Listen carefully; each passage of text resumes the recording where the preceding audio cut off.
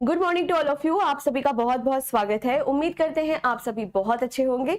सभी बच्चे जल्दी से लाइव आ जाइए और चलिए सेशन को स्टार्ट करते हैं। तो सबसे पहले तो कुछ बच्चे पूछ रहे थे कि मैम कब क्लास हमारी होगी डिफेंस सेक्शन में।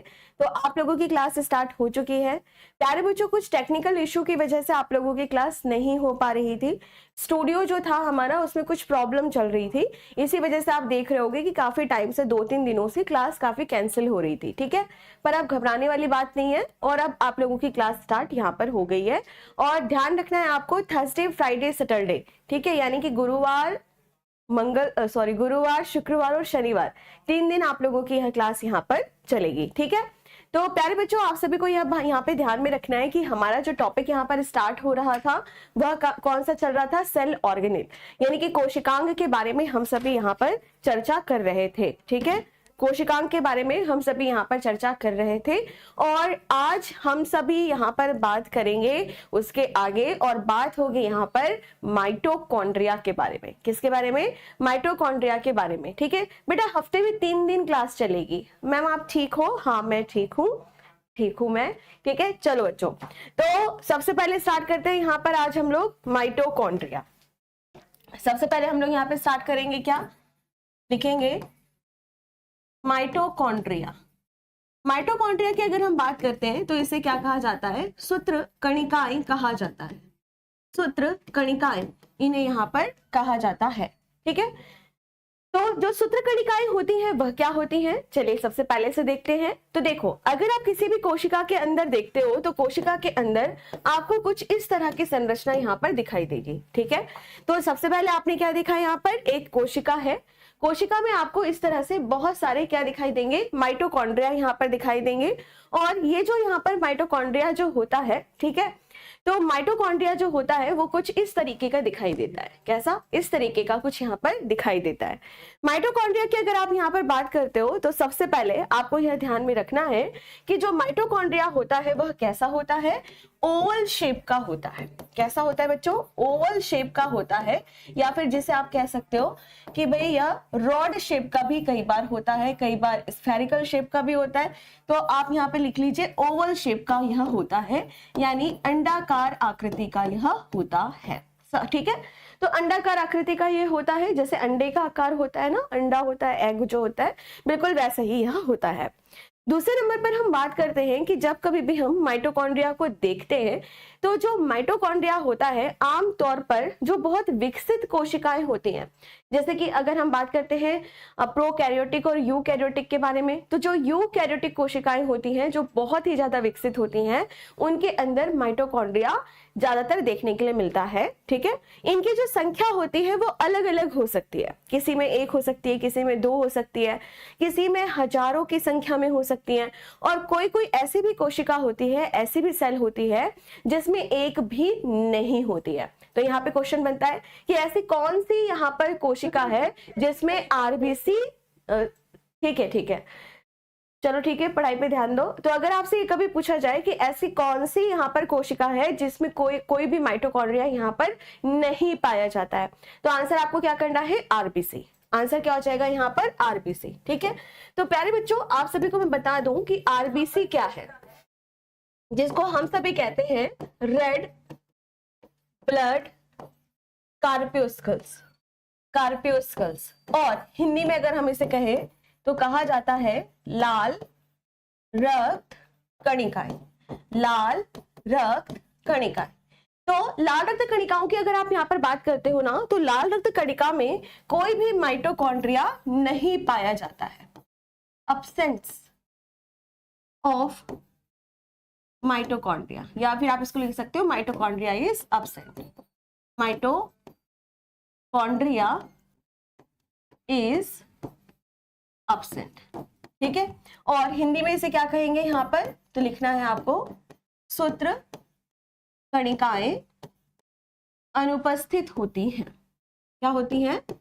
अनुपस्थित होती हैं। अनुपस्थित होती हैं, सूत्र कणिकाएं अनुपस्थित होती हैं। ठीक है, तो इस चीज को यहाँ पे आप लोग ध्यान में रखेंगे। अच्छा, एक और प्रश्न आप लोगों से पूछा जाता है कि ऐसी कौन सी यहाँ पर कोशिकाएं हैं जिसमें सैकड़ों की संख्या में, यानी हंड्रेड्स, 1000 के नंबर पे माइटोकॉन्ड्रिया यहाँ पर पाया जाता है। तब आपको क्या आंसर करना है यहाँ पर कि अगर हम बात करते हैं लीवर सेल्स के बारे में, किसके बारे में, लीवर सेल्स के बारे में, यानी यकृत कोशिकाओं के बारे में, यकृत कोशिकाओं के बारे में, ठीक है।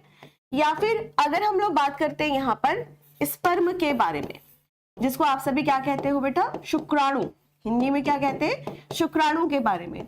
और अगर हम सभी बात करते हैं, जैसे मान लो हमारी जो पेशी होती है ना, मसल्स जो होती है, तो मसल्स की अगर हम यहाँ पर बात करते हैं तो जो मसल्स होती हैं, तो मसल्स की जो कोशिकाएं होती हैं, तो यहाँ पे लिख लेते हैं हम सभी मसल सेल्स, मसल सेल्स यानी कि पेशीय कोशिकाएं, पेशीय कोशिकाएं। इन सभी की अगर हम यहाँ पर बात करते हैं तो इन सभी में आप क्या देखेंगे कि थाउजेंड्स नंबर पे, थाउजेंड मतलब क्या होता है कि कई सैकड़ों की संख्या में यहाँ पर आपको माइटोकॉन्ड्रिया दिखाई देता है, ठीक है। तो यहाँ पर लिख लेते हैं आगे कि 100 या लिख लो 1000, thousand number of mitochondria, mitochondria. Hindi में अगर हम बात करें तो यहां पर आप क्या कहेंगे, सैकड़ों की संख्या में, या इसको आप लिख सकते हैं हजारों की संख्या में, हजारों की संख्या में सूत्रकणिकाएं यानी माइटोकॉन्ड्रिया, सूत्रकणिकाएं, कणिकाएं पाई जाती हैं, पाई जाती, ठीक है बच्चों। चलो नोट करो इसे जल्दी से, ठीक है। तो मैम आरबीसी के बारे में एक बार फिर से बता दीजिए। देखो बेटा, आरबीसी क्या होती है, जब हम अपने रक्त के बारे में बात करते हैं, ब्लड के बारे में बात करते हैं, तो जो भी हमारा ब्लड होता है, ब्लड 3 तरह की कोशिकाओं से बना हुआ होता है, आरबीसी, डब्ल्यूबीसी और प्लेटलेट्स, ठीक है अंकिता, थैंक यू। तो यहाँ पर आपको क्या ध्यान में रखना है कि जब हम आरबीसी के बारे में बात करते हैं, उसे हम कहते हैं रेड ब्लड कार्पियोस्कल्स यानी लाल रक्त कणिकाएं। और लाल रक्त कणिकाएं जो हमारी होती हैं, उनकी अगर आप बात करो तो उसमें कभी भी माइटोकॉन्ड्रिया नहीं पाया जाता है, ठीक है। जबकि अगर आप बात करते हो यकृत की कोशिका, शुक्राणु की, पेशी की कोशिका, तो वहां पर आप क्या देखोगे कि कई 100 या कई हजारों की संख्या में आपको क्या दिखाई देता है, माइटोकॉन्ड्रिया दिखाई यहाँ पर देता है। अब हम बात करते हैं कि माइटोकॉन्ड्रिया का काम क्या होता है, ये क्या कार्य यहाँ पर यह करता है। भुवन, इसको आराम से मैं आपको बताऊंगी बेटा, लेकिन अभी मैं बता दूं, जैसे एक बच्चे ने पूछा कि मैम कार्पियोस्कल्स क्यों बोल रहे हैं, सेल्स क्यों नहीं बोल रहे हैं, तो इसका ये मतलब है कि देखो, सेल्स की अगर आप बात करते हो, किसी कोशिका की अगर आप यहाँ पर बात करते हो, तो कोशिका में एक न्यूक्लियस होता है, एक केंद्रक होता है। लेकिन कार्पियोस्कल्स हम किसे कहते हैं, हम कार्पियोस्कल्स उसे कहते हैं जिसमें कभी पहले न्यूक्लियस था लेकिन अब गायब हो गया है। और आप सभी को पता होगा कि आरबीसी यानी लाल रक्त कणिकाओं के बारे में अगर हम बात करते हैं, तो लाल रक्त कणिकाओं में जब वो व्यस्क हो जाता है तो केंद्रक अनुपस्थित हो जाता है, यानी कि अब्सेंट हो जाता है। अभी इसलिए डिटेल में नहीं पढ़ा रही हूं, क्योंकि अभी आपको क्या करना है, यहाँ पर फोकस करना है जो टॉपिक यहाँ पे चल रहा है। अब एक बच्चे ने पूछा डब्ल्यूबीसी में पाया जाएगा, हाँ बच्चे डब्ल्यूबीसी में माइटोकॉन्ड्रिया पाया जाएगा। आपको सिर्फ यहाँ पर यह ध्यान में रखना है कि जो आरबीसी होता है उनमें नहीं पाया जाता है, ठीक है। क्लियर है बच्चों यहाँ पर, ओके ठीक है, ठीक है, थैंक यू सुधांशु, सभी बच्चों को थैंक यू। अब चलो फटाफट से सब शांति से बैठ जाओ यहाँ पे और पढ़ाई पे ध्यान दो, ठीक है। मैम आपका बर्थडे कब है, बेटा मेरा बर्थडे अभी बहुत टाइम है, 20 नवंबर को है, तो फिर हैप्पी बर्थडे बनाना, ठीक है। अब चलो पढ़ाई पे ध्यान दो, जय हिंद सभी को, और इधर उधर बातें नहीं फालतू की, ठीक है। चलिए अब आगे नेक्स्ट पॉइंट की ओर यहाँ पर हम बढ़ते हैं।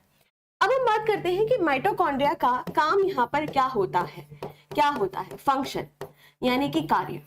अगर आप माइटोकॉन्ड्रिया के बारे में यहाँ पर बात करते हो तो इसका क्या यहाँ पर कार्य होता है, क्या यहाँ पर इसका फंक्शन होता है, ठीक है। चलो इसके बारे में हम बात करते हैं। तो सबसे पहले अगर हम इसके कार्य के बारे में बात करें तो इसका कार्य होता है सेलुलर रिस्पायरेशन। क्या होता है बेटा, सेलुलर रिस्पायरेशन, सेलुलर रिस्पायरेशन, और हिंदी में इसे हम सभी क्या कहते हैं, कोशिकीय श्वसन कहते हैं, क्या कहते हैं? कोशिकीय श्वसन, इसे हम सभी यहाँ पर कहते हैं। अब ये कोशिकीय श्वसन का क्या मतलब है? बहुत सिंपल है। यहाँ पर कोशिकीय, कोशिकीय का मतलब है कोशिका के अंदर, और श्वसन मतलब आपको पता है रिस्पायरेशन करना, कोशिकीय श्वसन करना। तो अगर आपसे कभी ये पूछा जाए कि माइटोकॉन्ड्रिया का काम क्या है, उसका फंक्शन यहाँ पर क्या होता है, तो आंसर क्या करना है? सेलुलर रिस्पायरेशन, यानी कोशिकीय श्वसन का इसका कार्य यहाँ पर होता है। ठीक है, आगे हम यहाँ पर बात करते हैं कि यह ऑक्सीजन की उपस्थिति में श्वसन करता है। क्या करता है? ऑक्सीजन की उपस्थिति में श्वसन करता है। ठीक है, और इसी वजह से इसको क्या कहा जाता है कि ये क्या कर रहा है? एरोबिक रिस्पायरेशन कर रहा है, एरोबिक रिस्पायरेशन कर रहा है। और हिंदी में अगर हम बात करें तो इसे कहा जाता है कि यह वायवीय श्वसन करता है। क्या करता है? वायवीय श्वसन यह करता है। अब बेटा आपके दिमाग में आ रहा होगा कि वायवीय श्वसन क्या होता है? क्या होता है वायवीय श्वसन? ठीक है, तो आंसर करना कि जब ऑक्सीजन की उपस्थिति में श्वसन होता है, ऑक्सीजन की प्रेजेंस में यहाँ पर जब श्वसन होता है, तो उसी को हम सभी क्या कहते हैं? वायवीय श्वसन। ठीक है, ऑक्सीजन चाहिए। ठीक है, चलो अब आगे बढ़ते हैं यहाँ पर नेक्स्ट पॉइंट कि जब हम एरोबिक रेस्पिरेशन के बारे में बात करते हैं, इसके परिणाम स्वरूप क्या बनेगा? बहुत सारा एटीपी बनता है। क्या बनता है? बहुत सारा एटीपी बनता है। अब यहाँ पर आपको यह ध्यान में रखना होगा कि एटीपी की फुल फॉर्म क्या होती है? बहुत ज्यादा एग्जाम में पूछी जाती है कि एटीपी की फुल फॉर्म क्या होती है। तो लिखना है आपको एडिनोसिन ट्राइफॉस्फेट, एडिनोसिन ट्राइफॉस्फेट इसकी फुल फॉर्म होती है। बहुत ज्यादा एग्जाम में पूछता है, फटाफट से नोट करेंगे। एडिनोसिन, एडिनोसिन ट्राइफॉस्फेट, ट्राइफॉस्फेट इसकी फुल फॉर्म यहां पर होती है। ठीक है, तो अब एटीपी की अगर हम यहाँ पर बात करते हैं तो सबसे पहले इसकी जो फुल फॉर्म होती है वह आपके एग्जाम में पूछा जाता है। फुल फॉर्म क्या है? Adenosine triphosphate. आपको एक चीज और यहाँ पर ध्यान में रखनी होगी कि एटीपी को ही हम सभी प्यार से और क्या कहते हैं? एटीपी को ही हम सभी प्यार से कहते हैं एनर्जी करेंसी। क्या कहते हैं बेटा यहाँ पर? इसको हम सभी एनर्जी करेंसी, और हिंदी में इसे हम सभी कहते हैं ऊर्जा मुद्रा। क्या कहते हैं? ऊर्जा मुद्रा भी इसे हम सभी यहाँ पर कहते हैं। अब क्यों कहते हैं? अब करेंसी क्या होती है, मुद्रा क्या होती है? तो देखो, सबसे पहले अगर हम अपने इंडिया के बारे में बात करते हैं, मेरा भारत महान, ठीक है, इंडिया के बारे में बात करते हैं। इंडिया में अगर आपको कुछ भी खरीदना है, कुछ भी बेचना है, ठीक है, तो किसकी आवश्यकता पड़ेगी? रुपए की आवश्यकता पड़ेगी। कौन बच्चा कह रहा है रोकड़े की आवश्यकता पड़ेगी? है, रुपए की आवश्यकता पड़ेगी, है ना। तो रुपए क्या है? हमारे देश की अगर हम बात करें तो यह करेंसी है, एक मुद्रा है। बिल्कुल इसी तरीके से अगर हम सभी बात करते हैं हमारे शरीर के बारे में, तो हमारे शरीर में जितने भी कार्य होते हैं उन सभी के लिए हमें क्या यहाँ पर जरूरी है? एक एनर्जी जरूरी है। और ये जो एनर्जी होती है यह कौन सी होती है? तो आंसर करना एटीपी ही होती है। ठीक है, और इसी वजह से इसको क्या कहा जाता है? एनर्जी करेंसी यहाँ पर कहा जाता है। अब हम बात करते हैं कि चलो ठीक है, यहां तक बात हमको समझ आ गई। अब फिर नेक्स्ट हमारा पॉइंट बनता है कि भाई यहाँ पर आप कहीं ना कहीं देख रहे हो कि हमें एनर्जी मिल रही है, हमें पावर यहाँ पर मिल रहा है, और इसी वजह से हम सभी क्या कहेंगे कि जो माइटोकॉन्ड्रिया होता है वह क्या है? Power house of the cell. क्या है? वह एक ऊर्जा घर है जो ऊर्जा का निर्माण यहाँ पर करता है। ठीक है, तो यहाँ पर अब हम सभी क्या लिखेंगे? एक स्पेशल नोट। क्या लिखेंगे नोट में यहाँ पर? चलिए देखते हैं। सबसे पहले हम यहाँ पर लिखेंगे कि mitochondria is a power house of the cell, यानी माइटोकॉन्ड्रिया कोशिका का ऊर्जा घर होता है, ऊर्जा घर होता है। ऊर्जा घर होता है। ठीक है, बहुत ज्यादा ये इंपॉर्टेंट है और आपके एग्जाम में बहुत ज्यादा यह पूछा जाता है। क्या पूछा जाता है कि भाई यह बताओ कि कोशिका का ऊर्जा घर कौन होता है, पावर हाउस किसे कहते हैं, हम कोशिका का ऊर्जा घर किसे कहते हैं, और आंसर क्या हो जाएगा, माइटोकॉन्ड्रिया को ही हम सभी यहाँ पर power house of the cell कहते हैं। ठीक है बच्चों, क्लियर है यहाँ तक। चलो, इसके अलावा माइटोकॉन्ड्रिया को और किन किन नामों से जाना जाता है, कई बार ये भी प्रश्न आपसे पूछा जाता है। तो आंसर करना है सबसे पहले कि माइटोकॉन्ड्रिया की अगर हम यहाँ पर बात करें तो इसको कई बार कहा जाता है prokaryotes in eukaryotes, in eukaryotes. Hindi में अगर हम बात करें तो यूकैरियोटिक के अंदर, यूकैरियोटिक के अंदर प्रोकैरियोटिक, प्रोकैरियोटिक इसको यहां पर कहा जाता है। ठीक है, और आप सभी को मैंने पहले भी बताया है कि इसे हम सभी क्या कहते हैं, अर्ध स्वायत्त कोशिकांग कहते हैं। ठीक है, तो आपको यह ध्यान में रखना है कि जो क्लोरोप्लास्ट होता है और जो माइटोकॉन्ड्रिया होता है, इन दोनों को ही हम सभी सेमी ऑटोनोमस सेल ऑर्गेनेल भी कहते हैं। पहले भी मैंने पढ़ा दिया है, तो इसीलिए मैं उसका पॉइंट यहां पर नहीं लिख रही हूं। ठीक है, आगे हम यहाँ पर नेक्स्ट पॉइंट की ओर बढ़ते हैं, आगे हम यहाँ पर नेक्स्ट पॉइंट की ओर चलते हैं। माइटोकॉन्ड्रिया की अगर हम यहाँ पर बात करते हैं तो सबसे पहले आपको समझना होगा कि माइटोकॉन्ड्रिया के अंदर उसका खुद का डीएनए होता है। ऑलरेडी मैंने आपको बढ़ाया हुआ है ना, कि माइटोकॉन्ड्रिया की अगर आप यहाँ पर बात करते हो तो माइटोकॉन्ड्रिया के अंदर उसका खुद का डीएनए होता है ना, और जो खुद का डीएनए होता है उसे हम सभी किस नाम से जानते हैं, mtDNA के रूप में यहां पर जानते हैं। ठीक है, माइटोकॉन्ड्रियल डीएनए क्या कहा जाता है इसको, माइटोकॉन्ड्रियल डीएनए के रूप में हम इसे यहां पर जानते हैं। और जो भी यहाँ पर हमारा डीएनए होता है, अगर आप अपने डीएनए के बारे में बात करो जो कि केंद्रक में पाया जाता है, तो केंद्रक में जो डीएनए पाया जाता है बेटा वो कैसा होता है, डबल हेलिकल स्ट्रक्चर होता है, द्विकुंडलित आकृति का होता है। हमारा डीएनए कैसा होता है, द्विकुंडलित आकृति का होता है, डबल हेलिकल स्ट्रक्चर का यह होता है ना।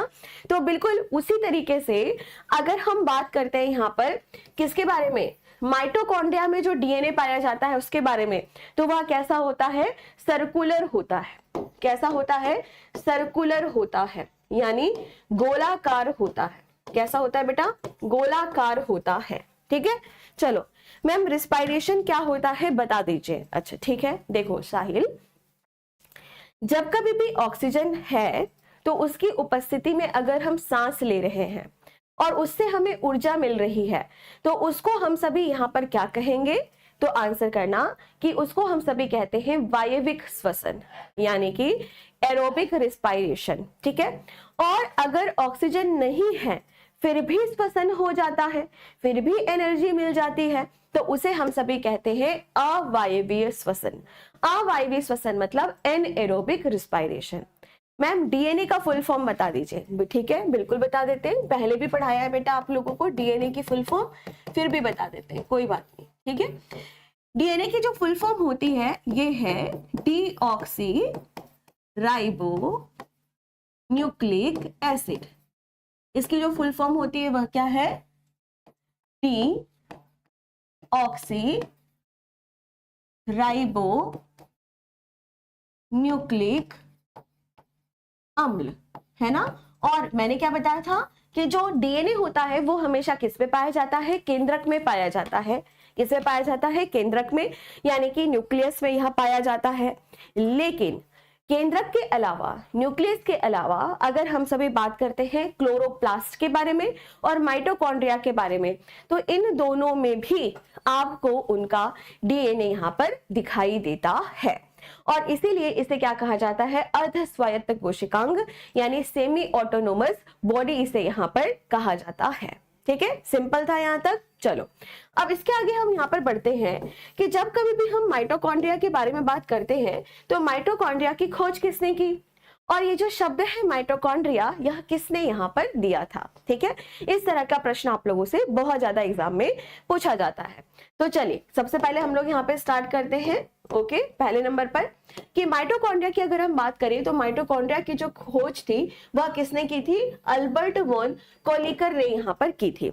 अगर आपको पूरा नाम यहाँ पर याद नहीं होता है तो आप सिर्फ यहाँ पर कोलिकर शब्द याद रखिए, कोलिकर ने यहाँ पर की थी। ठीक है, कभी भी ईयर नहीं पूछता, कभी भी यह नहीं पूछता कि कौन से साल में की थी।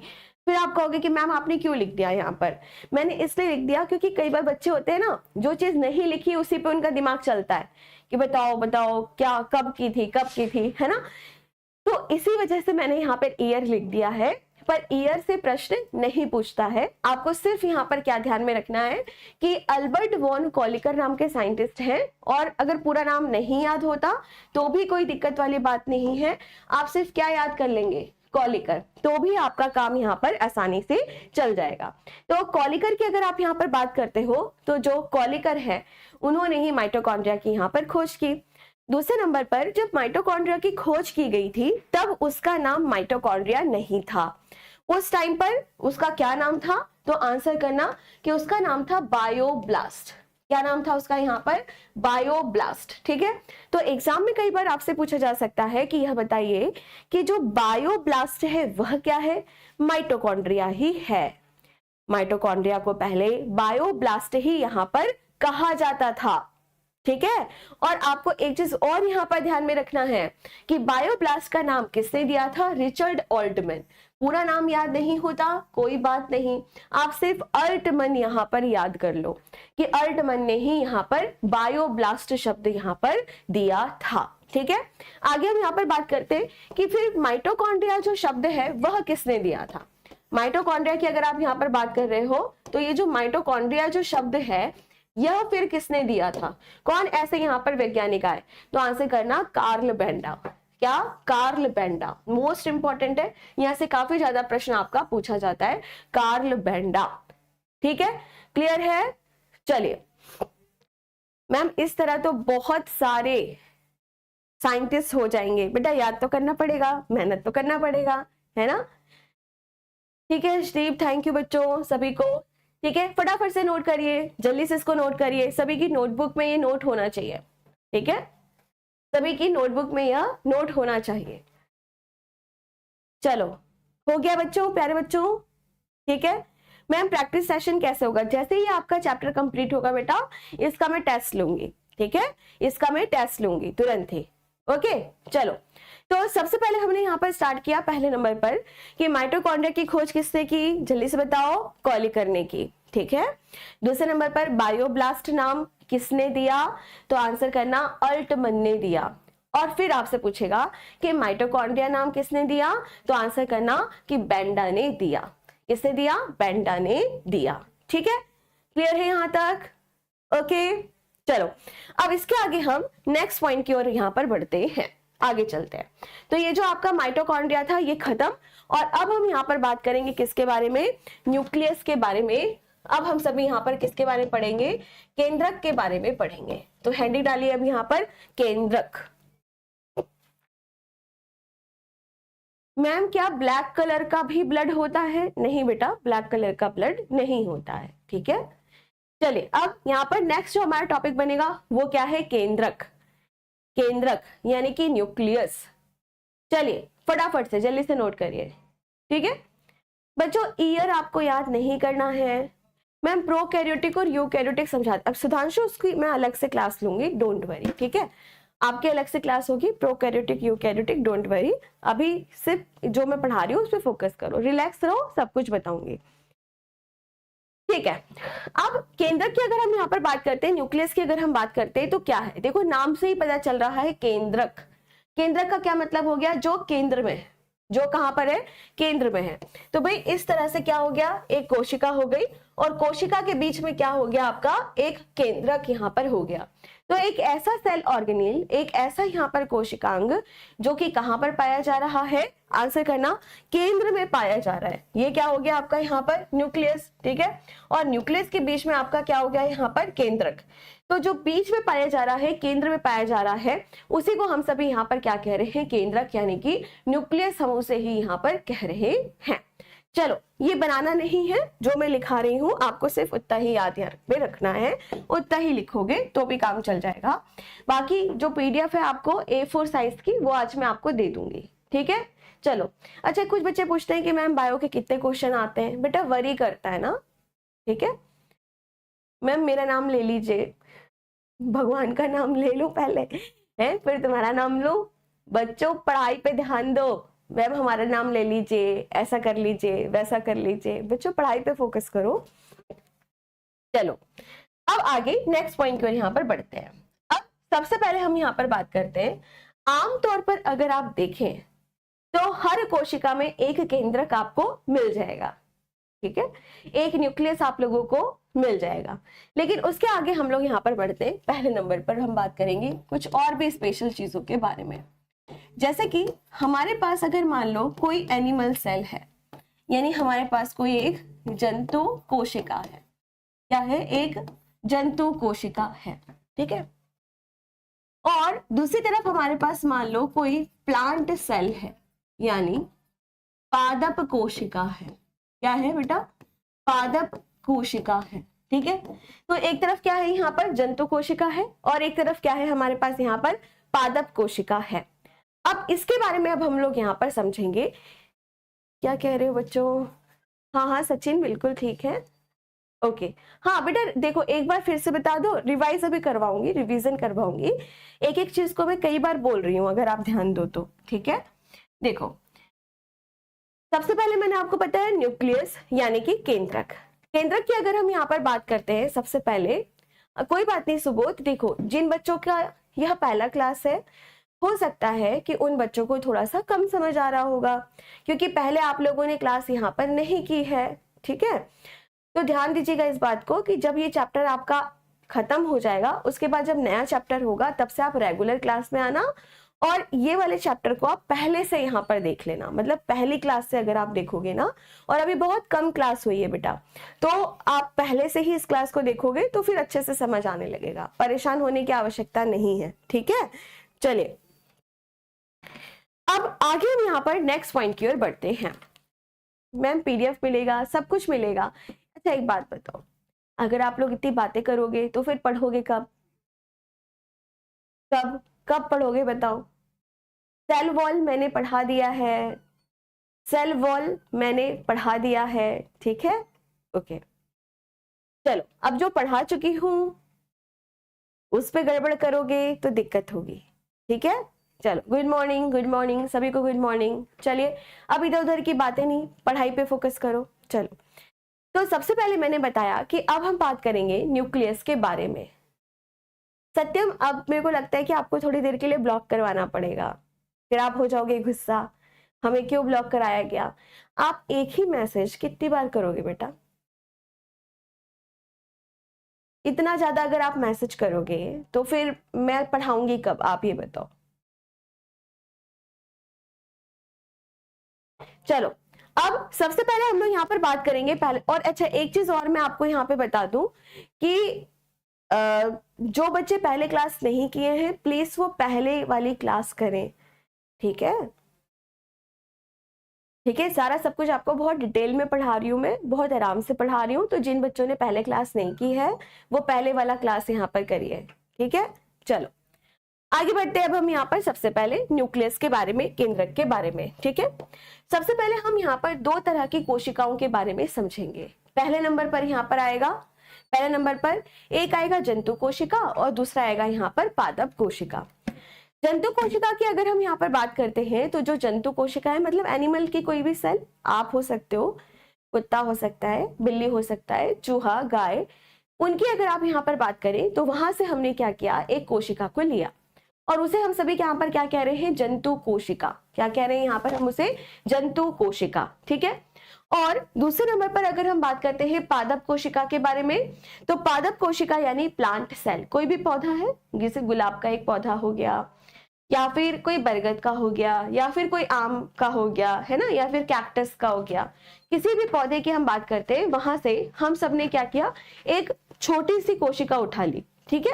अब जब हम उस कोशिका को यहाँ पर देखते हैं तो एक बड़ी ही इंटरेस्टिंग चीज देखेंगे कि जब कभी भी हम जंतु कोशिका के बारे में बात करेंगे तो जो जंतु कोशिका में जो न्यूक्लियस होता है वह कैसा होता है, बिल्कुल बीच में होता है।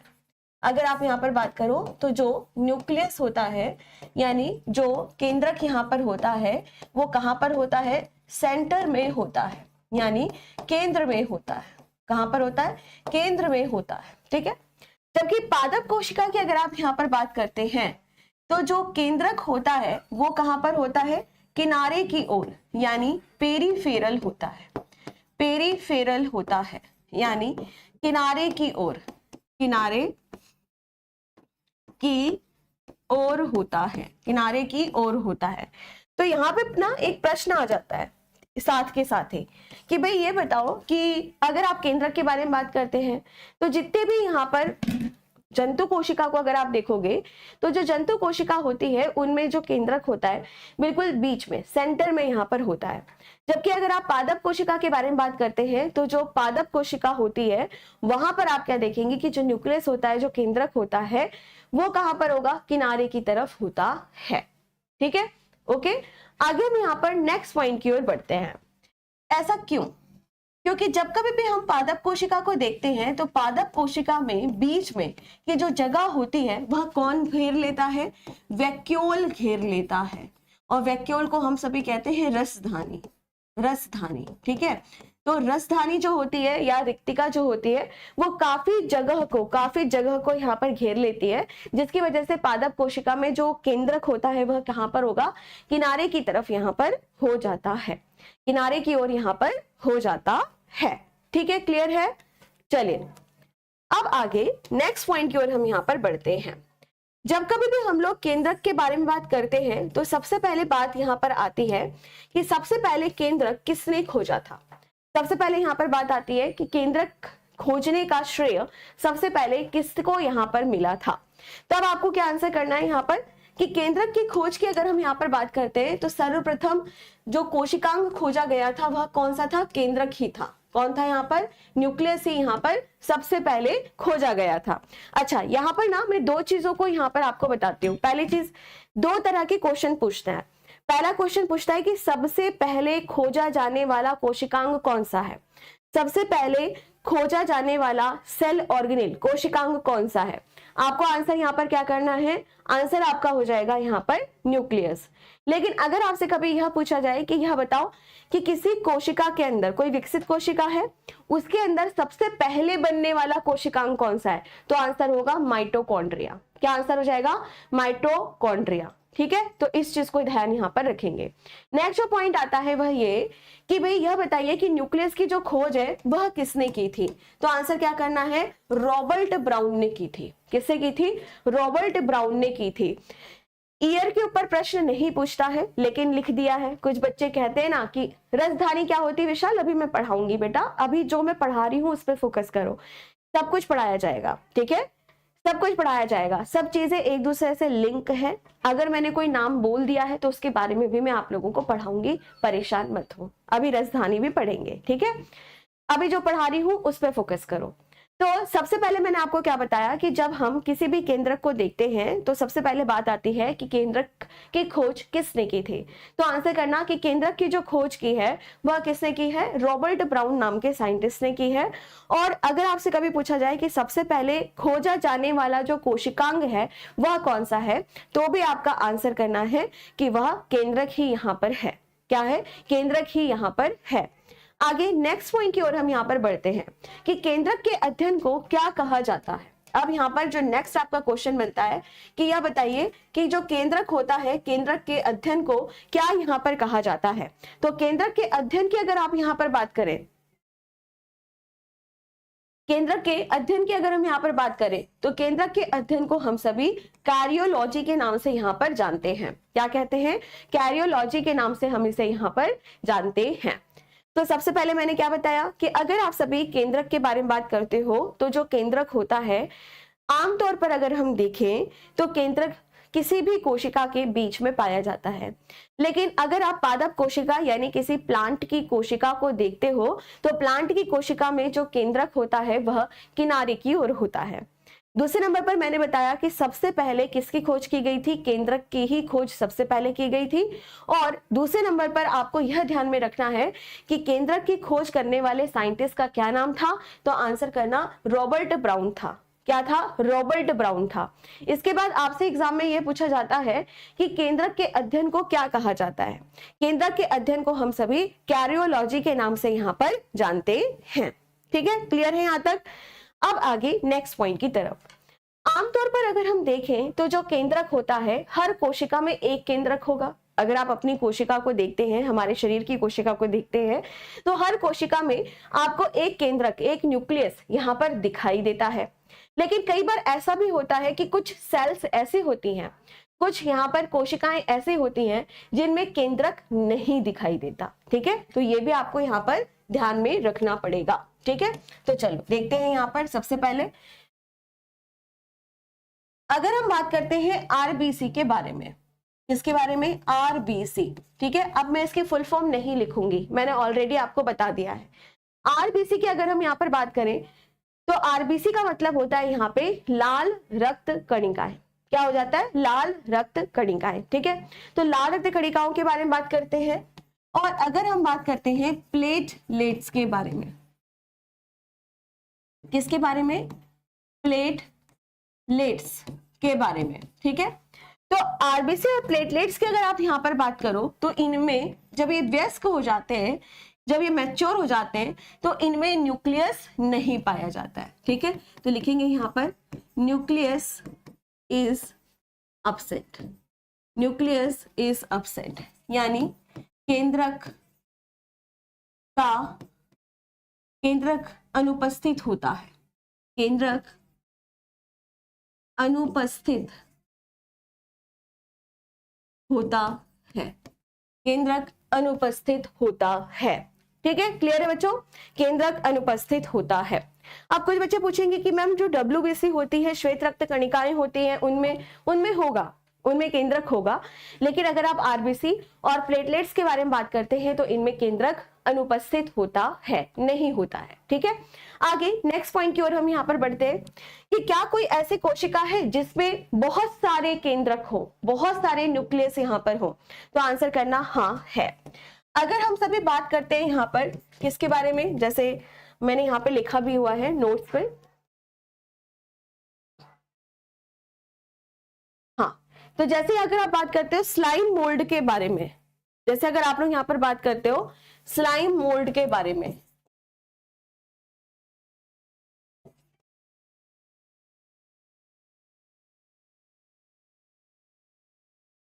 स्लाइम मोल्ड के बारे में, स्लाइम मोल्ड क्या होता है बेटा? एक तरह का फंजाई होता है, एक तरह का यह कवक होता है। ठीक है, तो अगर आप बात करते हैं यहाँ पे स्लाइम मोल्ड के बारे में तो आप यहाँ पर क्या देखोगे? मल्टीपल न्यूक्लियस दिखाई देता है। मल्टीपल न्यूक्लियस दिखाई देता है, यानी यह बहुकेंद्रक होता है, बहुकेंद्रक होता है। चलो नोट करो इसे। अच्छा, कुछ बच्चे जो होते हैं वो पूछते हैं मैम ऐसा क्यों? बेटा नेचर है ना। अगर मैं कहूं कि आप ऐसा क्यों हो, नेचर है ना, प्रकृति है। ठीक है, ठीक है, क्लियर है यहाँ तक? नोट कर लिया सभी ने? ठीक है, तो अगर हम यहाँ पर बात करें तो आरबीसी यानी कि प्लेटलेट्स की अगर आप बात करते हो तो प्लेटलेट्स जो होती हैं, आरबीसी होती है, उनमें केंद्रक नहीं होता। जबकि अगर आप सभी बात करते हो स्लाइम मोल्ड के बारे में तो जो स्लाइम मोल्ड्स होते हैं उनमें आपको बहुत ज्यादा केंद्रक यहाँ पर दिखाई देते हैं। अब नेक्स्ट पॉइंट की ओर यहाँ पर हम बढ़ते हैं। जब कभी भी हम केंद्रक को यहाँ पर देखते हैं यानी किसी भी न्यूक्लियस को यहाँ पर हम देखते हैं तो न्यूक्लियस की जो संरचना होती है वह किस तरीके की होती है? न्यूक्लियस की जो संरचना होती है वह किस तरीके की होती है, और न्यूक्लियस को अगर हम माइक्रोस्कोप से देखें, ठीक है, अगर हम उसे यहाँ पर माइक्रोस्कोप से देखें तो वह किस तरह से हमें दिखाई देगा। तो न्यूक्लियस को अगर हम सभी माइक्रोस्कोप से देखते हैं, सूक्ष्मदर्शी से अगर हम देखते हैं, तो वो कुछ इस तरीके का हमें यहाँ पर दिखाई देता है, ठीक है, कुछ इस तरीके का दिखाई देगा, ठीक है, धुंधली सी आकृति दिखाई देगी, कुछ इस तरीके का यहाँ पर दिखाई देगा। न्यूक्लियस की अगर आप यहाँ पर बात करो तो न्यूक्लियस में सबसे पहले एक आवरण दिखाई देगा, केंद्रक के चारों तरफ एक आवरण दिखाई देगा, न्यूक्लियस के चारों तरफ आपको एक यहाँ पर मेम्ब्रेन दिखाई देगा, जिसको हम सभी किस नाम से यहाँ पर जानते हैं, न्यूक्लियर मेम्ब्रेन, यानी कि केंद्रक कला के रूप में यहाँ पर हम जानते हैं, ठीक है। अमन, जो मैं आपको लिखा रही हूँ इतना सफिशियंट है, ठीक है बेटा, इतना सफिशियंट है। लिखाने के लिए तो मैं बहुत लंबा चौड़ा लिखा सकती हूँ, पर क्या आप उसे याद कर पाएंगे, क्या वह आपके एग्जाम में पूछेगा, है ना। तो जो मैं आपको यहाँ पर बता रही हूँ ना, वो सिर्फ आप उतना यहाँ पे ध्यान में रखो, ठीक है। ज्यादा देखो बेटा, देखो पढ़ने के लिए अगर आप देखो तो एक एक जो चैप्टर है उस पे तो 6-6 साल निकल जाते हैं पढ़ने के लिए, है ना। स्लाइम मोल्ड क्या होते हैं, एक कवक होता है बेटा, एक कवक होता है, ठीक है। चलो ठीक है अलीशा, जो मैं आपको पढ़ा रही हूँ आप सिर्फ अगर उतना भी पढ़ के चले जाओगे ना तो भी आपके सारे क्वेश्चंस हो जाएंगे, ठीक है, तो परेशान मत हो। चलो अब सबसे पहले हम लोग यहाँ पर स्टार्ट करते हैं पहले नंबर पर, कि सबसे पहले अगर आप किसी भी न्यूक्लियस को देखते हो, किसी भी केंद्रक को अगर आप देखते हो, तो केंद्रक के चारों तरफ आपको एक आवरण दिखाई देता है, एक मेम्ब्रेन यहाँ पर दिखाई देता है, एक कवरिंग, एक कवर, एक झिल्ली आपको यहाँ पर दिखाई देती है, और इसे हम यहाँ पर क्या कहते हैं, न्यूक्लियर मेम्ब्रेन, यानी कि केंद्रक कला हम इसको यहाँ पर कहते हैं, ठीक है। दूसरे नंबर पर जब कभी भी हम न्यूक्लियस को देखेंगे तो न्यूक्लियस के अंदर यहाँ पर क्या भरा हुआ होगा, एक द्रव्य पदार्थ भरा हुआ होगा, पूरा का पूरा एक द्रव्य पदार्थ यहाँ पर भरा हुआ होगा, और ये जो द्रव्य पदार्थ यहाँ पर भरा हुआ होगा वह क्या कहलाता है, न्यूक्लियोप्लाज्म यहाँ पर कहलाता है। क्या कहलाता है वो यहाँ पर, न्यूक्लियोप्लाज्म यहाँ पर कहलाता है, यानी केंद्रक रस यहाँ पर कहलाता है। केंद्रक रस नाम से ही पता चल रहा है, रस मतलब क्या हो गया, फ्लूइड, एक लिक्विड, एक द्रव्य, और केंद्रक मतलब क्या हो गया, केंद्रक मतलब न्यूक्लियस, न्यूक्लियस में, ठीक है। तो यहाँ पर जो रस भरा हुआ है या जो यहाँ पे द्रव्य भरा हुआ है, जो यहाँ पर फ्लूइड भरा हुआ है, उसे हम सभी किस नाम से यहाँ पर जानेंगे, तो आंसर आपको करना है केंद्रक रस, यानी कि न्यूक्लियोप्लाज्म के रूप में हम इसे यहाँ पर जानते हैं, ठीक है। तो क्लियर है यहाँ तक। चलो अब इसके आगे हम नेक्स्ट पॉइंट की ओर बढ़ते हैं।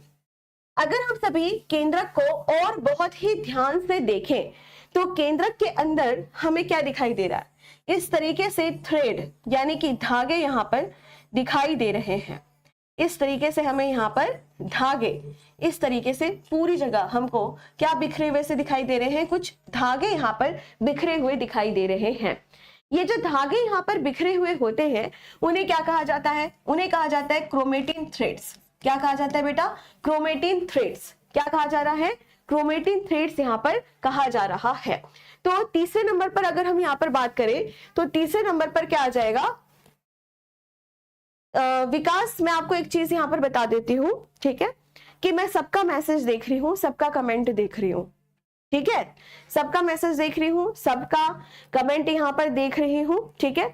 और आपने जो लिखा है कि ओनली प्लेटलेट्स में केंद्रक नहीं होता, वो भी मैंने देखा, आपने गलत लिखा, जबकि मैं आपको बार बार बता रही हूँ कि जो आरबीसी होती है और जो प्लेटलेट्स होती हैं उनमें केंद्रक नहीं होता, फिर भी आप लिख रहे हो, और फिर यहाँ पे आप इस तरह से कमेंट भी कर रहे हो कि हमारा कमेंट नहीं देखती, मैसेज नहीं करती, मैसेज का रिप्लाई नहीं देखती। तो बेटा क्यों करूं, जब आपको मैं पढ़ा रही हूँ फिर भी आप गलत चीज बोल रहे हो कि ओनली प्लेटलेट्स में केंद्रक नहीं होता। अब मैं इतनी देर से आपको क्या बताया कि जो आरबीसी होती है, लाल रक्त कणिकाएं होती हैं, ठीक है, उनमें केंद्रक नहीं होता, प्लेटलेट्स में भी केंद्रक नहीं होता। अगर आप WBC की अगर हम यहाँ पर बात करते हैं तो जो WBC होता है बेटा उसमें बस केंद्रक आपको मिलेगा, ठीक है विकास, याद रहेगा। चलो ठीक है, अब आगे बढ़ेंगे हम यहाँ पर क्रोमेटिन धागे। क्रोमेटिन धागे की अगर हम यहाँ पर बात करें तो आपको एक चीज यहाँ पर यह समझनी होगी कि जो क्रोमेटिन धागे हैं यही आगे जाकर के क्या बना रहे हैं, हमारे DNA बना रहे हैं। यही क्या बना रहे हैं हमारे यहाँ पर, डीएनए बना रहे हैं, ठीक है। तो आपको यहाँ पर इस चीज को ध्यान में रखना होगा सबसे पहले कि जो क्रोमेटिन धागे यहाँ पर आपको देखने के लिए मिल रहे हैं, यही आगे जाकर के क्या बनाते हैं, हमारे डीएनए यहाँ पर बनाते हैं। क्या बनाते हैं, डीएनए यहाँ पर बनाते हैं। और आपको एक बात और बता दूं, चाहे डीएनए की बात हो, चाहे क्रोमेटिन धागों की बात हो, ठीक है, ये सभी किससे बनते हैं, तो आंसर करना कि ये सभी बनते हैं हिस्टोन नाम के प्रोटीन से। किससे बनते हैं बेटा, ये हिस्टोन प्रोटीन से बनते हैं। किससे बनेंगे, हिस्टोन प्रोटीन से ये सभी यहाँ पर बनते हैं। इस चीज को आप लोग यहाँ पे ध्यान में रखेंगे, ठीक है। तो अगर आपसे कभी ये पूछा जाए कि ये क्रोमेटिन धागे हैं, ये क्या है, भाई यही आगे जाकर के डीएनए यहाँ पर बनाते हैं। और साथ में आपको क्या ध्यान में रखना है कि चाहे क्रोमेटिन धागों के बारे में बात हो, चाहे डीएनए के बारे में बात हो, या किस प्रोटीन से बनता है, तो आंसर करना हिस्टोन प्रोटीन से बनता है। किससे, हिस्टोन प्रोटीन से यहाँ पर बनता है। ठीक है बच्चों, क्लियर है। मैम ह्यूमन बॉडी में न्यूक्लियस कहाँ पर होता है, अखिल आपकी जो बॉडी है बेटा, इसमें ये कोशिकाओं से ही बना है। किससे बना है, यह कोशिकाओं से ही यहाँ पर यह बना हुआ है। और हर कोशिका में एक न्यूक्लियस आपको मिलेगा, ठीक है, ओके। चलो अब आगे नेक्स्ट पॉइंट। अब हम बात करेंगे यहाँ पे न्यूक्लियोलस यानी कि केंद्रिका के बारे में। केंद्रिका क्या होता है, चलो इसको अब हम सभी यहाँ पर समझते हैं कि केंद्रिका यहाँ पर क्या होता है। ये न्यूक्लियस है, केंद्रक है, और केंद्रक के बीच में भी आपको एक और भाग दिखाई देता है। केंद्रक के अंदर भी आपको एक भाग दिखाई दे रहा है, न्यूक्लियस के अंदर भी आपको एक भाग यहाँ पर दिखाई दे रहा है। और इसीलिए इसका जो नाम है वह क्या है, न्यूक्लियोलस यानी कि केंद्रिका। क्या कहा जा रहा है इसको, केंद्रिका। केंद्रिका की अगर आप यहाँ पर बात करें तो सबसे पहले आपको यह ध्यान में रखना होगा कि जो केंद्रिका होती है ना, यह क्या बनाती है, राइबोसोम्स बनाने का काम करती है। राइबोसोम्स, राइबोसोम्स बनाने का यह कार्य करती है। आप लोगों ने यह पढ़ा ही होगा, अभी मैं आपको इसके बाद राइबोसोम भी पढ़ाऊंगी। तो राइबोसोम जो होता है उसे हम कहते हैं प्रोटीन फैक्ट्री, यानी प्रोटीन बनाने का काम यह करती है। लेकिन अगर कभी यह पूछा जाए कि किसी भी कोशिका के अंदर राइबोसोम बनाने का काम कौन यहाँ पर करता है, तब आपको यहाँ पर आंसर करना है कि कौन काम करेगा, न्यूक्लियोलस यानी कि जो केंद्रिका होती है वो यहाँ पर क्या काम कर रही है, राइबोसोम बनाने का काम यहाँ पर करती है। ठीक है, इसके अलावा ये कभी कभी थोड़ा थोड़ा आरएनए भी बना लेती है, राइबो न्यूक्लिक एसिड। ठीक है, कभी कभी यह आरएनए भी यहाँ पर बना लेती है, आरएनए भी यहाँ पर बना लेती है। ठीक है, इसके अलावा कभी कभी थोड़ा थोड़ा सा प्रोटीन भी बनाती है, कभी कभी यह थोड़ा थोड़ा सा क्या बनाती है, प्रोटीन भी यहाँ पर बनाती है। पर इंपॉर्टेंट क्या है आपका कि यह राइबोसोम यहाँ पर बनाती है। मैम एक बार फर्स्ट वाला समझा दीजिए। हाँ ठीक है, समझा देते हैं। देखो बेटा, हम न्यूक्लियस के बारे में बात कर रहे हैं, केंद्रक के बारे में बात कर रहे हैं। केंद्रक के 4 भाग होते हैं, केंद्रक के 4 पार्ट होते हैं, 4 भाग होते हैं।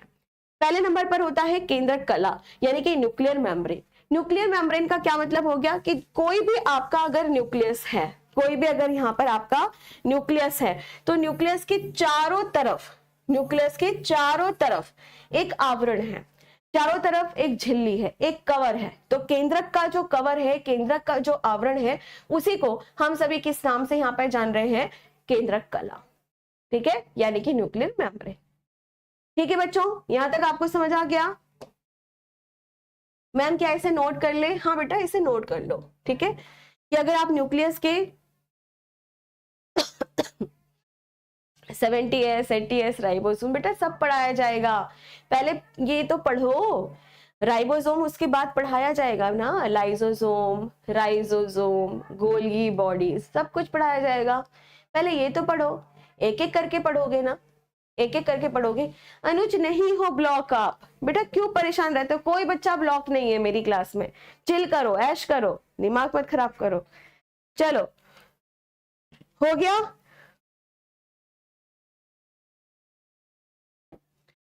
हाँ ये काफी दिन बाद क्लास हो रही है बच्चों, इससे पहले क्या था कि मेरी दूसरी जगह क्लास लग गई थी, और फिर उसके बाद मैम डायग्राम बना ले, नहीं डायग्राम बनाने की आवश्यकता नहीं है, बस इतना ही रख लो। ठीक है। मैम न्यूक्लियोलस क्या होता है? खुशी, देखो मैंने फिर क्या बताया कि केंद्रक के अंदर भी हमें कुछ एक भाग दिखाई देता है, केंद्रक के अंदर भी हमें कुछ एक भाग यहाँ पर दिखाई देता है और उसको हम कहते हैं न्यूक्लियोलस। न्यूक्लियोलस क्या काम करता है? राइबोसोम, प्रोटीन और आरएनए बनाने का काम करता है। ठीक है, क्लियर है? ओके बच्चों, चलो जो कुछ भी मैंने यहाँ पे पढ़ाया उसमें कुछ भी आपको पूछना है बच्चा? कुछ भी पूछना है? पूछो फटाफट से, 5 मिनट का समय दे रही हूँ, जल्दी से पूछो। डायग्राम बना ले? नहीं मत बनाइए। अच्छा, आप लोगों को ना मैं A4 साइज का पीडीएफ आप लोगों को देती हूँ, ठीक है? आज प्रोवाइड करवा दूंगी, उसको एक बार पढ़ लेना। थ्रेड कैसे बनते हैं बेटा? थ्रेड नहीं बनते, थ्रेड ऑलरेडी उसमें होते हैं, ठीक है?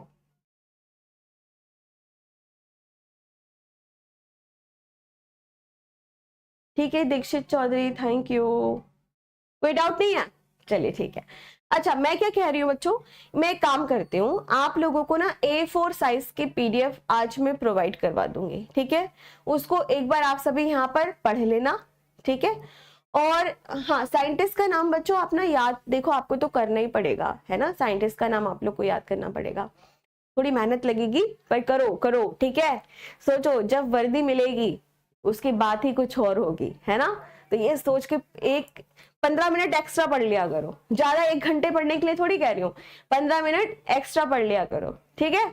चलो ठीक है बच्चों, सब कुछ क्लियर है, सब कुछ समझ आ गया है? ओके, आज मैं आप लोगों को A4 साइज की पीडीएफ दे दूंगी। ये जो पीडीएफ होती है बेटा पीपीटी वाली, है ना, जो बोर्ड में लगी होती है, इसका ना आप लोग प्रिंट आउट मत निकलवाया करो, बहुत पैसा लगेगा, फालतू में खर्चा बढ़ेगा। बेहतर क्या है कि मैं आपको A4 साइज की पीडीएफ दूंगी, पूरा का पूरा जो चैप्टर है वो 4-5 पन्नों में आ जाएगा, उसको आप निकलवा लेना, है ना, और उसको फिर पढ़ लेना, ठीक है? ये जो आप लोगों को मिलेगी इसको आप ऐसे नॉर्मली याद कर सकते हैं, मतलब ऐसे नॉर्मली पढ़ सकते हैं। चलिए, तो आज के सेशन को हम लोग इतना ही रखते हैं, उम्मीद करती हूँ कि अच्छे से आप लोगों को समझ आया होगा। नेक्स्ट जो आपकी क्लास होगी वो अब अगले गुरुवार को होगी, ठीक है, यानी कि थर्सडे को होगी, क्योंकि ये जो आपकी क्लास होती है ये थर्सडे, फ्राइडे, सैटरडे होती है, ठीक है? तो इसीलिए परेशान मत होना, आप लोग की क्लास चलेगी, ठीक है? चलो, तो नेक्स्ट क्लास में फिर से मिलते हैं, आप सभी तब तक अपना ख्याल रखिए। Thank you so much, take care, bye bye, जय हिंद, जय भारत।